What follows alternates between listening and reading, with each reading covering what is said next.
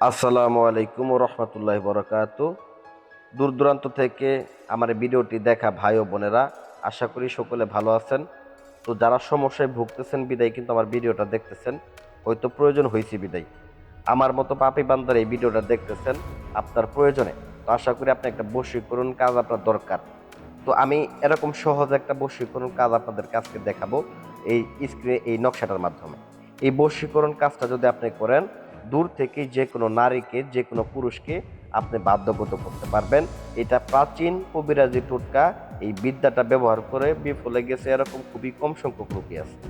কারণ নিয়ম যদি মানেন শতভাগ ফলাফল পাবেন। তো যারা নিয়ম সঠিকভাবে জানতে চান, ভিডিও প্রথম থেকে শেষ পর্যন্ত দেখেন। আমি আব্দুর রাজ্জাক কবিরাজ আপনাদের সাথে আছি। কিভাবে কাজ করবেন, কোন নিয়মে করবেন, বিস্তারিত দেখাই দিব। তো প্রথমতই বলে নেই, অনেক ভণ্ড আব্দুর রাজ্জাক বেরোছে, তাদের থেকে সাবধান থাকবেন।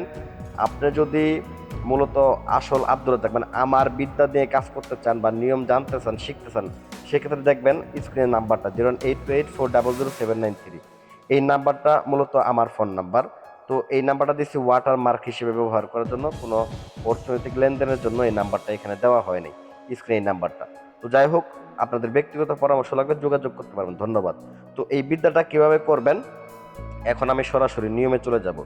তো প্রথমত এই কাজটা করার নিয়ম হচ্ছে, যে কোনো বৃহস্পতিবার এবং রবিবার, এই দুইটা দিন আপনাকে কাজটা করতে হবে। বৃহস্পতিবার এবং রবিবার আসন করে বসে দুইটা পুতুল নেবেন এবং এই নকশাটা নেবেন। যাকে বশ করবেন তার নাম নেবেন, আপনার নাম নেবেন, ওই মেয়ের মায়ের নাম নেবেন, আপনার বাবার নাম নেবেন। তো মনে রাখবেন, ছেলের ক্ষেত্রে বাবার নাম লাগে, মেয়ের ক্ষেত্রে মায়ের নাম লাগে। তো এখানে দেখেন আমি নাম, মা বাবার নাম সবগুলা কিন্তু লিখে নিছি। তো এই এইগুলা লেখে এই নকশাটা অঙ্কন করবেন সাদা কাগজের ভিতরে। আপনি লাল কলম দিয়েও লিখতে পারেন। আমি এখানে কামসিঁদুর দ্বারা কলমের ভিতরে কালি ভরে, কামসিঁদুরের কালি ভরে আমি কিন্তু তারপরে লিখছি। তো আপনারা যদি লাল কলম দিয়ে লেখেন তারপরেও লিখতে পারবেন।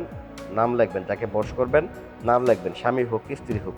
যাদের স্বামী পরকীয়া করে বা স্ত্রী পরকীয়া করে, এখন পরকীয়া আসলে রোগ হয়ে দাঁড়াইছে, ব্যাধি হয়ে দাঁড়াইছে। এবং কি ভালোবাসার মানুষ পাইতেছেন না, ভালোবাসার মানুষ আপনাকে ঠকাইছে। তো সেই ক্ষেত্রে আপনি এই বিদ্যা ব্যবহার করতে পারবেন শতভাগ।